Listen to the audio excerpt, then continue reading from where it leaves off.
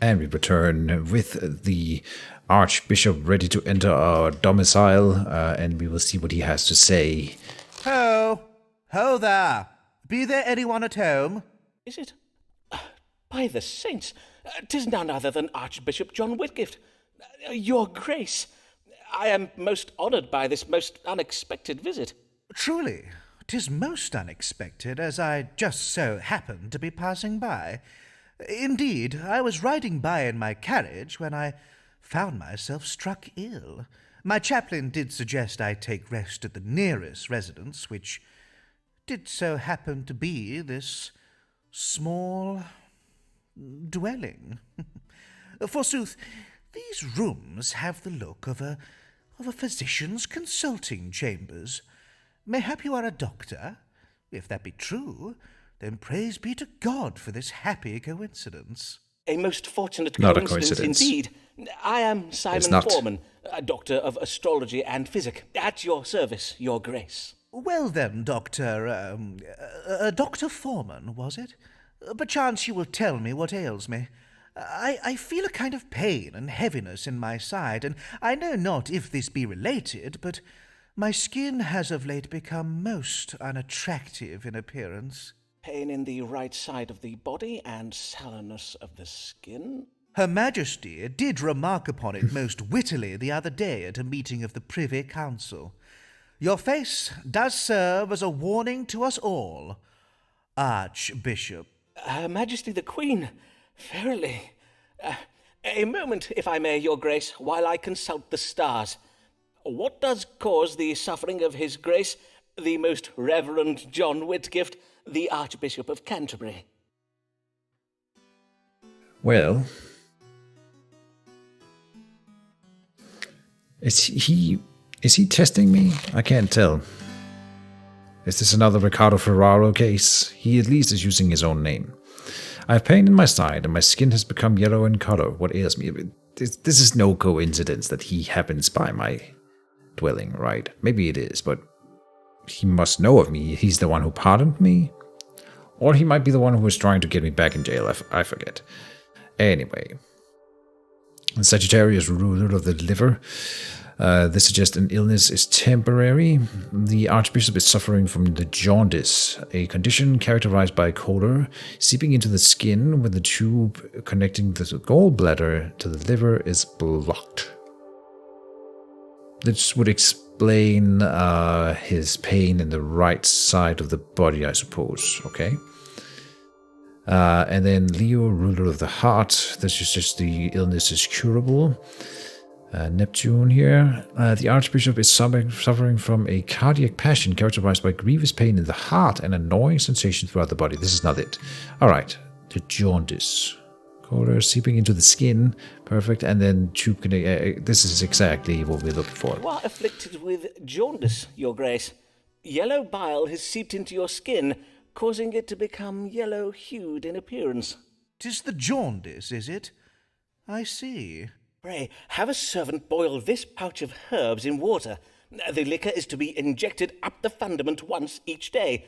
It should draw the collar away from your skin and into your bowels. William! Excellent. I will have my chaplain see to it. My. Who do we have here? Oh, Before you no. take your leave, Your Grace, I would have my manservant William let blood from your right arm. Indeed. Very well, then. Before you depart, Your Grace, perchance I might trouble you with a request of my own. Good day, sir. My chaplain will settle payment with you anon. Tch. That manservant, William. Such a hunk. John Whitgift. The querent did present with symptoms of pain in his right side and yellow-colored skin. I did advise the querent that he was suffering from the jaundice. For treatment, I prescribed bloodletting and an enema. Methinks the querent is most pleased with me for the reading I gave today. 35 points. William Buck. I think he said his manservant name was.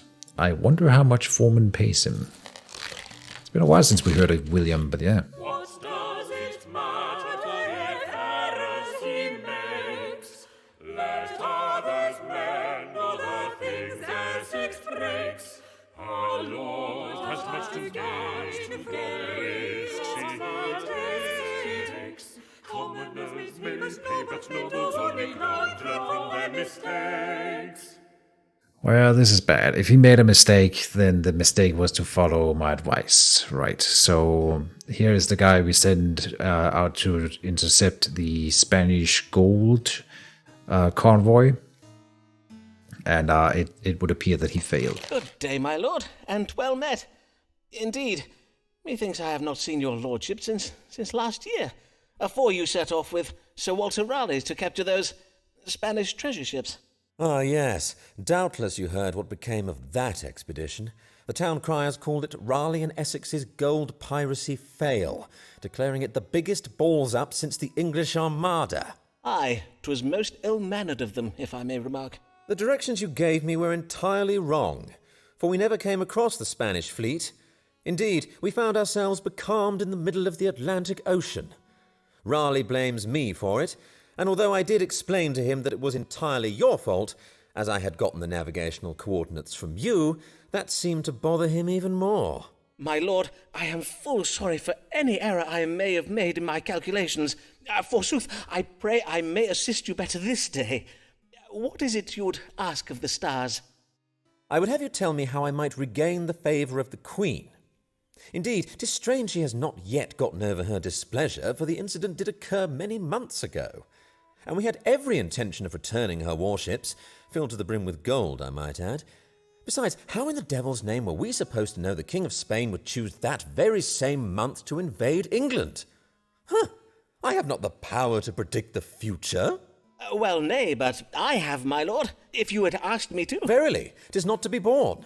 Only last week, at a meeting of the Privy Council, during a minor disagreement regarding the Catholic rebellion in Ireland, she called me an impudent lord-splainer, whereupon she rose from her chair and molly-whopped me in the face. I half drew my sword upon her. You mean the Queen? Aye, indeed. Her behaviour was most shocking. I even asked the royal physician whether she may have lost her mind. She is, after all, most elderly. But Mr. Smith assures me she is in very fine health and is in full control of her faculties. Her Majesty's behaviour is a mystery indeed, although mayhap it should not surprise us. A man's reason is oft insufficient to fathom the workings of the feminine mind, and, in such cases, he may have little choice but to call upon divine wisdom. To wit, let us see what the stars can tell us. What must Lord Devereux do to regain the Queen's favour? Lord Devereux. Let's see if we can help him. We are still close, even having lost some points from him. We're still close to getting that letter of recommendation. I'm sure we can get it. So what can I do to regain the Queen's favor? Only two options here. We have the House of Love and Romance, Venus the Queen, suggests deception. Devereux should pretend to be in love with the Queen. This seems incorrect. House of Ambitions advises gentleness. Ambitions may be achieved if he is gentle. House of Associates, this indicates a change of fortune being reversed. Advises a reversal achieved through sexual intimacy. Devereux may reverse his change in fortune by turning his working relationship with the Queen into a sexual one. I would not try to bang the Queen if I were him. Let's see if we can come up with something a little bit more sensible. House of Foreign Countries. This suggests intelligence, patience, and violence. Devereux should not act in haste. He should make an intelligent suggestion to mount a military campaign in a foreign country. House of Wills and Inheritance represents authority. Devereux should assume a position of authority in keeping with his birthright as a peer of the realm. Alright. And the House of Duties advises faithfulness. Devereux must show the Queen he is a loyal man who does his duty. I mean, this seems like the sensible choice by all means. So here we go. To regain the Queen's favour, you must demonstrate your fealty to her, your loyalty as a peer of the realm who sits on her privy council. To this end, the stars suggest you offer to lead a military campaign to put down this Catholic rebellion in Ireland. Your lordship is, after all, a great military leader. What better man for such a task than the hero of Cadiz? Verily, 'Tis no ill idea. 'Tis no ill idea at all. Yes, indeed, I shall offer to put down the Irish for her. Forsooth, how difficult could such a mission be? I shall quickly defeat those fen-sucking muck-savages and be back home by Christmas. Huzzah! Huzzah! Godspeed, my lord. Oh, please give me the little recommendation. I have a feeling that is going to go so poorly for him, but we probably won't get it in this one move. The Current did wish to know what he could do to regain the Queen's favor. I did advise the Current to offer lead a military campaign to put down the Irish rebellion. Methinks the Querent was a little pleased with me for the reading I gave this day. This is not going to get us there. Yeah, 75. Well, the Irish are idiot drunkards, thus easy to vanquish. We English would not make jest about the Irish if this were not so. This is going to backfire so hard. Doctor Simon Forman's not a Catholic. He disapproves of Mary for her views. They make him sick. But pray he does not tell her lest she punch him in the punch him in the Aha, something that rhymes with sick. Good day, Mistress Payne. How may I help you this day? Blessed day, Dr. Forman. I am just come from taking my niece to visit Rochester Cathedral. Thomas Blogg is the cathedral's dean, I believe. Know you of Dean Blogg? I know something of him. Verily, that man is a model to us all. Under his stewardship, the cathedral's decadent furnishings have been stripped away. He has even replaced the silver candlesticks with pewter. Such pious modesty in the sight of God. Has he indeed? How very interesting. And godly, yes. But what is it that brings you this day? Before I begin upon my business, Dr. Forman, I must insist you acknowledge your failings. You were most wrong to frighten me with these notions of England being invaded by the Spanish. Ah, yes, that. Though, to be fair, I do not think anybody could have predicted the storm that sunk the Spanish ships. It was most unexpected. And we must give thanks to God for the divine vengeance he wrought upon the heretics. I did hear that by morning our beaches were verily littered with the corpses of Spanish sailors. Praise be to the Lord, his glory to behold. Yes, praise be. But all the same, you seem anxious this day, Mistress Payne. What is troubling you? Indeed, I am troubled, Dr. Forman. I fear for the Queen's health. Everyone is saying that as she is exceeding old, she is soon to die. Ah, yes, I quite understand your feelings, madam. How we love our good Queen Bessie. Long may she reign. But will she? That is the question, is it not?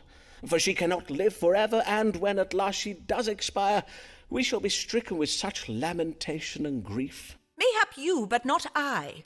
Elizabeth Tudor is naught but a sceptred whore, but still a whore who presides over the Church of England and keeps Rome at bay. And without an heir, who knows what manner of foreigner may succeed her when she dies? For all we know, he may flood the land with foul popery. Foul popery?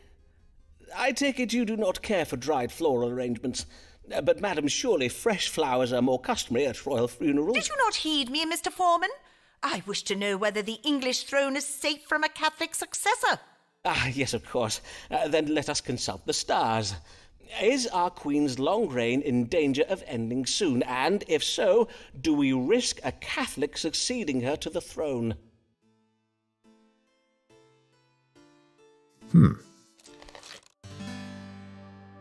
I don't know. Let's see what the stars have to say about this matter. House of Love and Romance. Queen Elizabeth is in love. House of Pregnancy. A reversal brought about an unexpected event. This represents death in reverse life. Hold on. Let's see here. Robert Devereux. He had a meeting with the Queen and she slapped him. But whether she was sick... She's too old, I think, to be with child, right? is what I gathered from that whole thing. So I don't think that she's pregnant. Alright, House of Legacy though. This is just faithfulness. The Queen's legacy is safe. Even if she dies, her successor will remain the head of the Church of England and loyal to the Anglican faith. And then House of Relationships shows creativity, austerity, and suggests violence.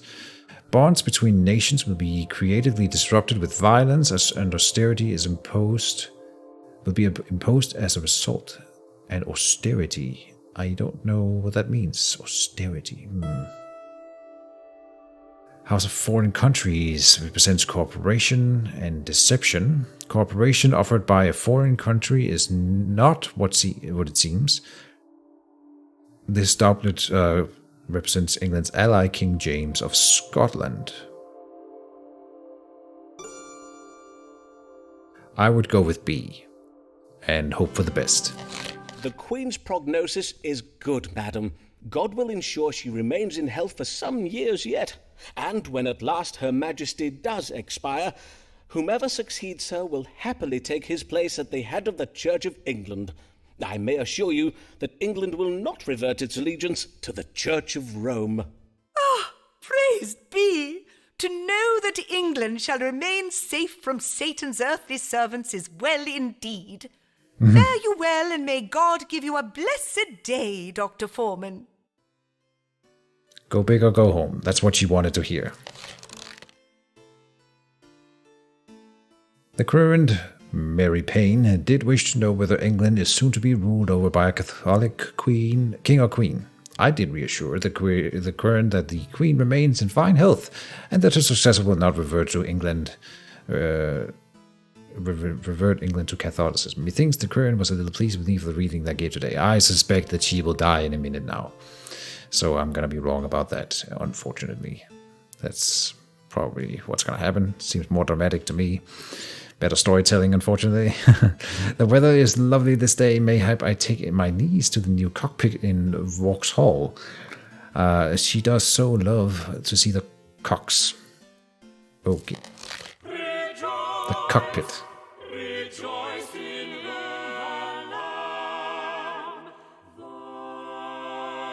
Lamb, served by His Bishop, to his guests for dinner at his palace in London.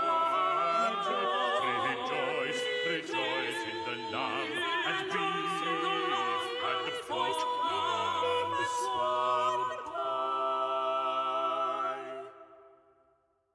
The Archbishop returns Good then. day, and well met, Lord Archbishop.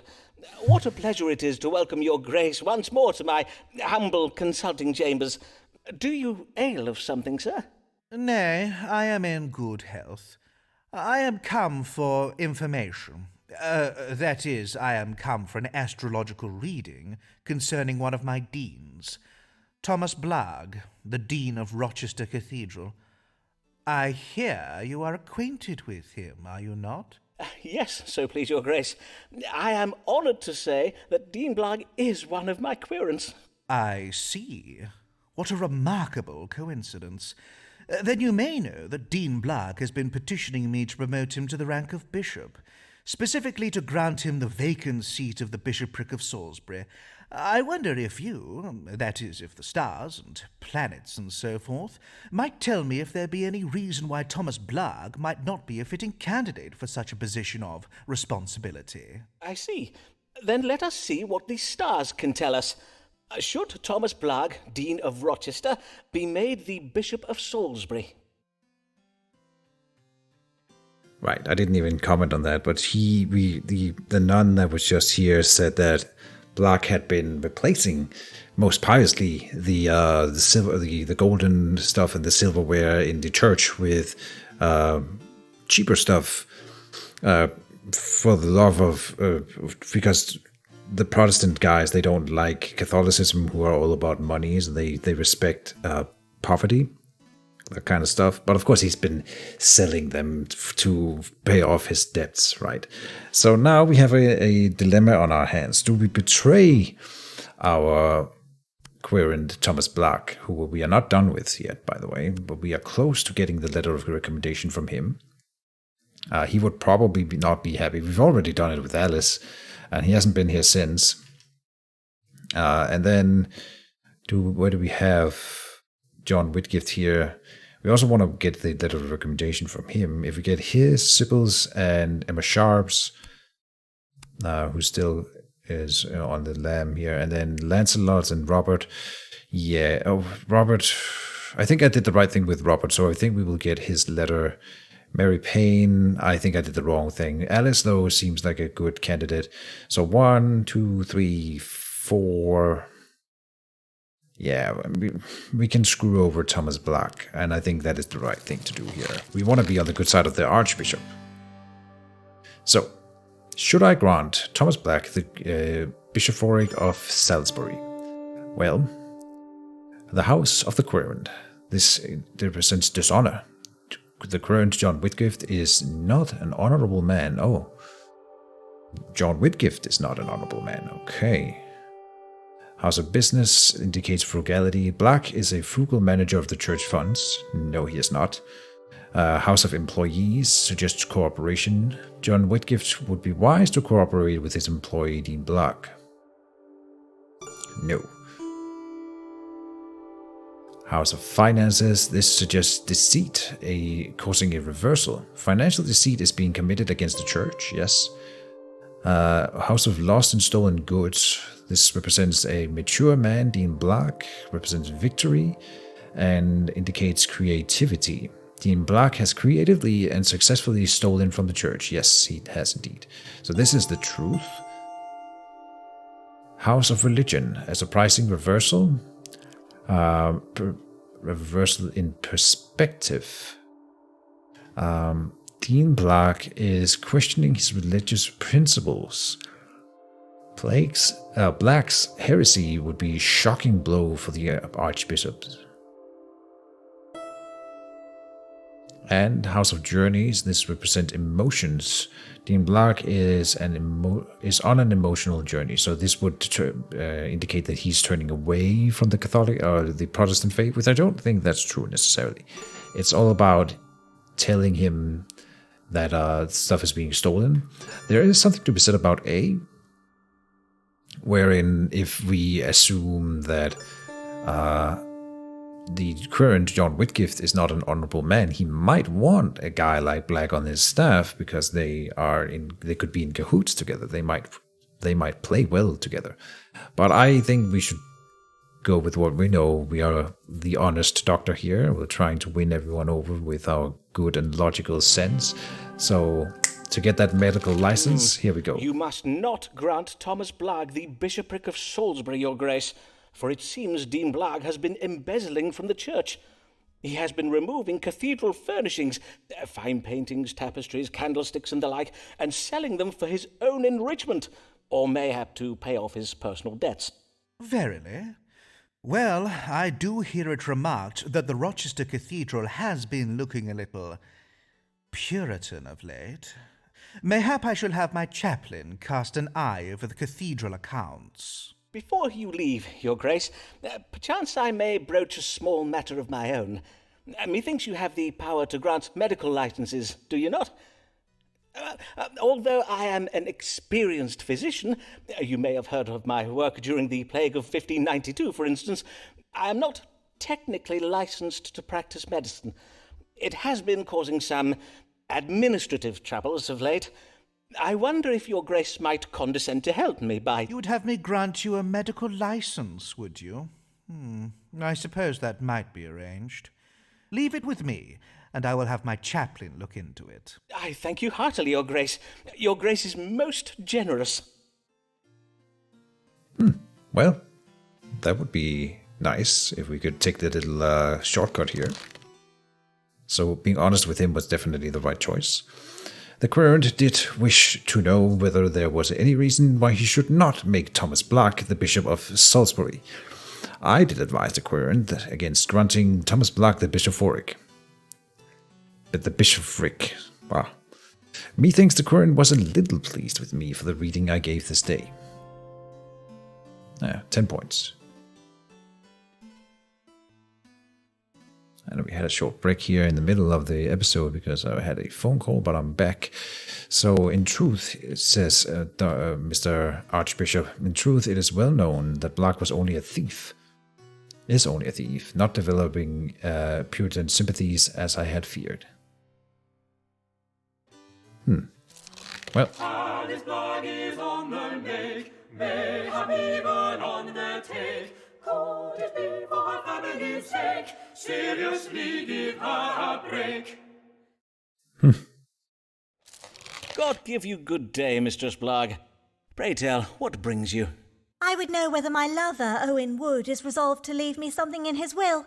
A small legacy, mayhap. A large one. I do hope he intends to leave me something. Owen Wood? He is the Dean of Armagh, is he not? But were you not pursuing, Richard Bancroft, the Bishop of London? Aye, and your notion to use Lambeth Palace for an assignation did work wondrous well. We had a small dalliance, the bishop and I. But 'tis all over now, for I did end it. Only a small dalliance. But I thought your plans for the bishop were larger in scope. In our last consultation, you had me believe you were looking for something more substantial. Aye, I was. But I will not lie, I was disappointed. I see. Now perchance we may proceed to this matter concerning Owen Wood. Pray tell, why would you wish to know whether he has included you in his will? Is he gravely ill? Not presently, but methinks he will be soon, for he has gone to Ireland to join that peacocking mumphead, the Earl of Essex. I see. He has gone to fight in Robert Devereux's military campaign to put down the Catholic rebels in Ireland. But you're being a little harsh, are you not? 'Tis true he has had some bad luck of late, but the Earl is a fine... Oh, a swole-headed failson is what his lordship is. 'Twould not surprise me if he read his map upside down and marched his men into a bog to drown. Pray, let us do my reading, if you please. Certainly. If Owen Wood, the Dean of Armagh, were to die, would Alice Blogg inherit anything from his estate? Well, we have no way to know, but using a bit of common sense, I would say no. Why would he, even if they've been having some relations, getting to know each other, then why would he write her into his will unless there's like any real connection, like a marriage? But no one mentions marriage here, so I would say no. House of Wealth, though. This represents profligacy? Never heard of that. Owen has frittered away his fortune. House of Foreign Countries. This represents gentleness.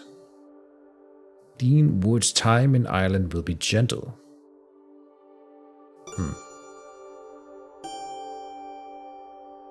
House of Good Angels. This represents faithfulness. Good angels will compel Owen Wood to be faithful to his wife.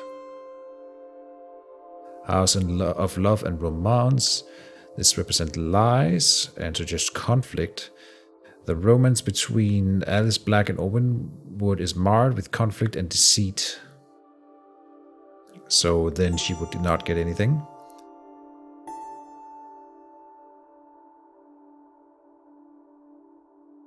House of Secrets. This represents deception being revealed. Owen Wood is keeping a secret to be revealed upon his death. House of Wills and Inheritance. Charity, surprise, adulterous woman, Alice. This represents death. Owen Wood could not resist his being charitable to his lover, Alice. She is due to receive a legacy from Wood upon his death, much to the surprise and chagrin of Mrs. Wood.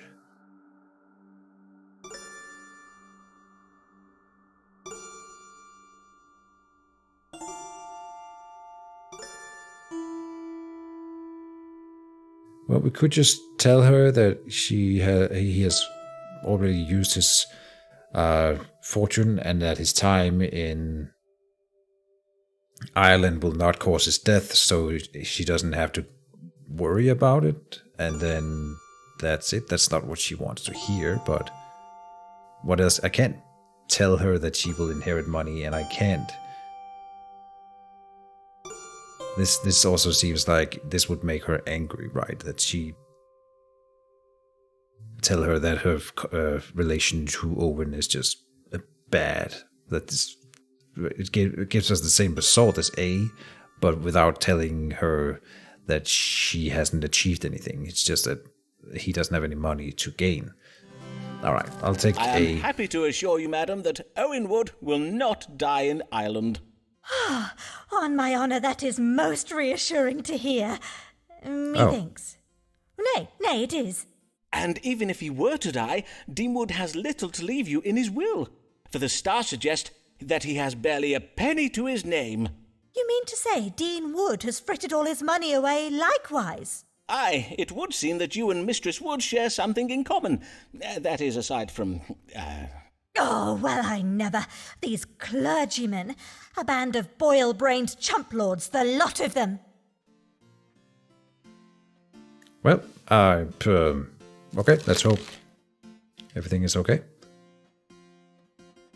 The Queen did wish to know whether her lover Owen Wood, the Dean of Armagh, has included her in his will. I did advise the Queen that Owen Wood would not die in Ireland and that he had no money to leave her. She was indifferent about that. Okay, at least we didn't lose points. Still at 60 out of 100.